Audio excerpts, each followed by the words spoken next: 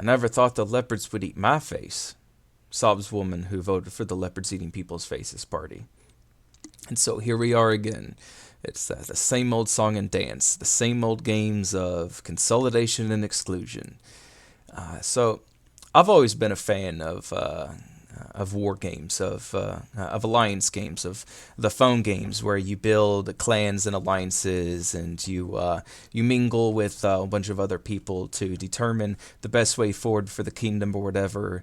Often pay to win, but I guess that's kind of the main point of it. But and you would have different points in the advancement of the kingdom where you would have to fight other alliances to determine who merges or who gets left behind to lead, rule, and sort of make the rules for the kingdom. And another example that I like is from Squid Games. So a lot of people think that it's just a critique of capitalism. So it's like you have the recruiter that goes around targeting the homeless to like prove that they're pathetic and lazy and poor because they made themselves poor when they choose the lottery ticket and stuff. But it's also a display of the state of how pathetic people are when they choose to throw not only themselves and ruin their own interests, but throw others under the bus at the promise of furthering their wealth or their power or whatever. When you have all the continue voters, you have these two groups in the Squid Games. You have the continue voters and the leave voters.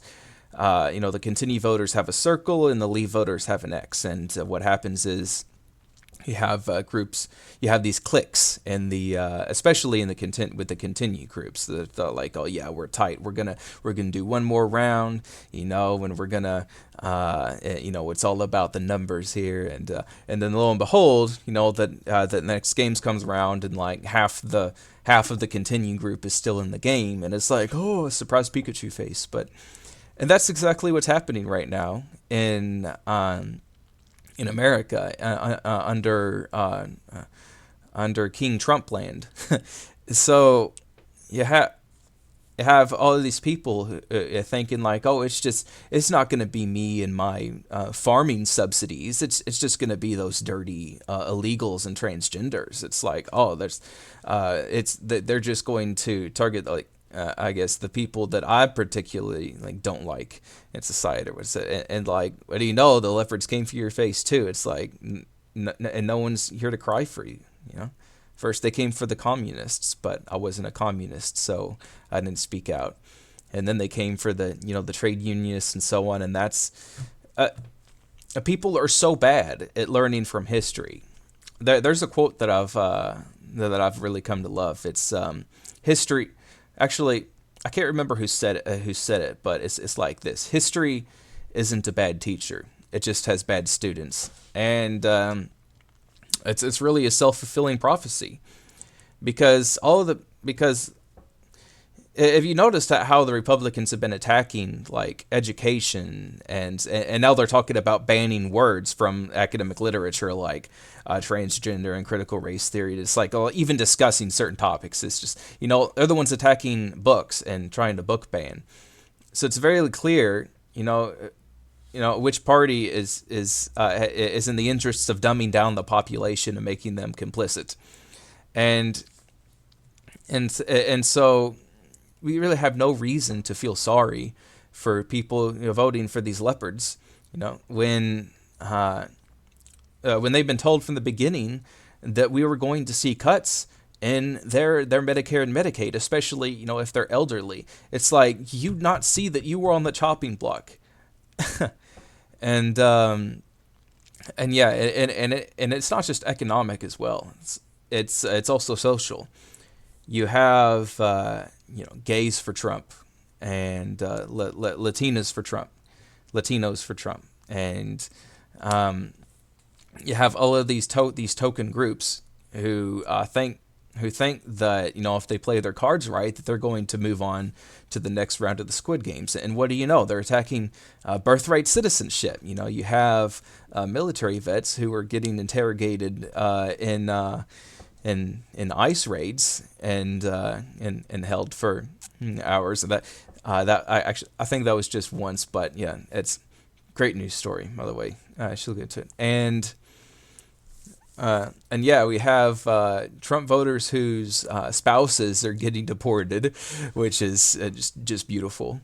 And yeah, people. The crazy thing is, people so ignorantly and simple-mindedly assume, like, okay, Republican is it talks about markets, that must mean that they're gonna make prices go down, they're gonna they're gonna make the economy better. It's whatever, but they're also really anti-immigration. And what do immigrants do?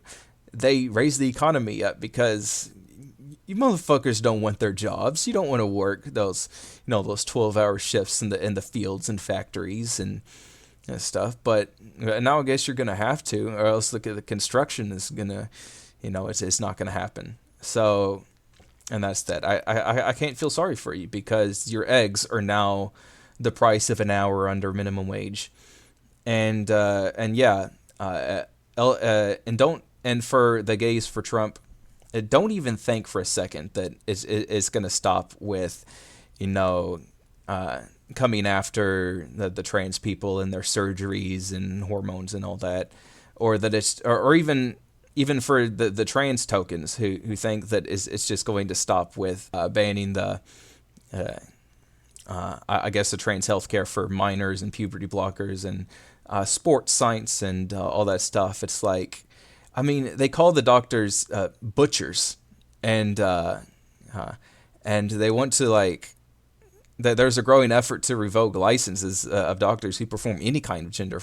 And talking about when to raise the age, there was this one bill, or I'm not sure if it got passed into law, that wanted to raise the minimum age of getting gender affirming surgery to 19. I mean, that's very obviously a ploy to just ban it outright, because 18 is an adult. It's like, okay, so we can ban it for the age of an adult. So we could just ban it outright. It's like, you're so fucking stupid.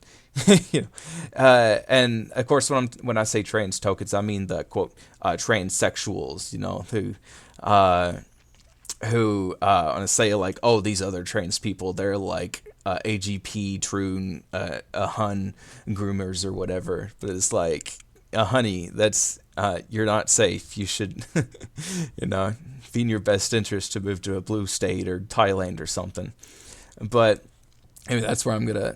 And so, but yeah, the gay rights thing. It's like, the Trump is beholden to the evangelical extremists. It's like they very loudly want to abolish, well, at least somewhat quietly for now, but they very deeply want to abolish gay marriage, and especially sodomy. Is what they call sodomy. It's holding hands, with your gay partner in public. Well, is not going to be the same as holding hands with your straight partner. It's and don't even think about putting a picture of your gay partner on your desk at your teaching job or whatever, because that's grooming. It just baffles me that people have this lack of foresight. And yeah, with those tariffs, man, the deal with those tariffs, it's the same as some Democrats who want to raise corporate taxes by like 500% or whatever. It's like, the costs are just going to get pushed onto the consumers. When you raise taxes on goods by 30%, the companies are going to raise the cost of the goods by 30%, and then you have this stacking. It's no different with the tariffs, except it's just this game. It's just this like, and every inch by inch, they're raising the taxes just a little bit, but then they're raising the prices just a little more. So then the middle class and lower class just gets fucked bored more, out of the second. It's like, that's the business that's going on. I don't understand how how people don't see all this. It's this nice lady once told me this. It's not Trump. It's this fascist new world order that is taking place is beholden to the ultra elite, wealthy, and if you think that you're going to be picked because you're not like those other degenerates, you're just some farmer. Well, fucking think again. Because if you're old, then or disabled or anything that's not an ultra wealthy, then you're useless in their eyes. And Trump isn't beholden to the evangelical, Christian, people because he's a Christian, and the elites, they love religion and stuff. No, it's a tool. Religion, especially Christianity, it's used as a tool right now to make people stupid, to destroy their critical thinking, to indoctrinate children from a young age so that they become perfect little sheep. It's Trump and all of the people in the White House do not give a fuck about Jesus or his teachings. Or if they did, they would be talking about, empathy and, I guess, forgiving people of their sins. I don't know what the hell happened to forgiveness for your sins went, but now it's just repent. But I digress. So yeah, it's the country's going to shit, and you all deserve all the suffering that you're facing for it because you voted for it. And that's all I'm gonna say. This is karma, and have fun with the leopards.